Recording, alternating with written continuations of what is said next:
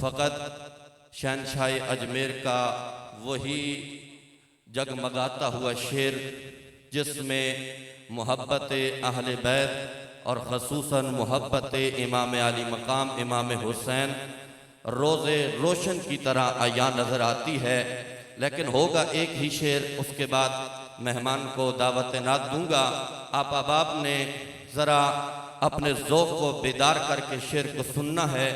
شہنشاہ اجمیر فرماتے ہیں شاہ است حسین، ہاتھ بلند کر سکتے ہیں ماشاءاللہ ماشاءاللہ، جو شرما رہے ہیں وہ بھی ذرا مسکرا کے ہاتھ بلند کر کے کہہ دے سبحان اللہ۔ شہنشاہ اجمیر فرماتے ہیں کہ شاہ است حسین، بادشاہ است حسین، دین است حسین، دین پناہ است حسین۔ میں کہوں گا کہ وہ کون سا حسینی ہے اور کیسا حسینی ہے یا کیسا سنی ہے جسے یہ شعر نہ آتا ہو، ہر کسی کو آتا ہے، لیکن یہ ہے کہ ذرا اپنے ذوق کو دوبالا کرنا ہے اور ذکر حسین کے اندر اپنے دل کو ٹھنڈا کرنا ہے۔ تو میں چاہوں گا کہ ہر بندہ میرے ساتھ مل کر یہ شعر پڑھے، سب کی حاضری ہو جائے اور اگلے آنے والے مہمان کو میں سجا دوں۔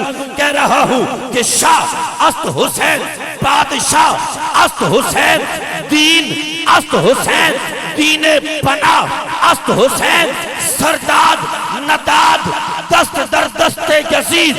آخری لائن ہوگی، آخری مصرع ہوگا، حسین حسین کی ایسی صدا بلند ہو کہ اندر باہر ہر ہاتھ اٹھے، فضا میں بلند ہو اور لب پہ ایک ہی نعرہ ہو، یا حسین یا حسین۔ شعر ختم ہونے کے بعد شامل ہو جانا ہے۔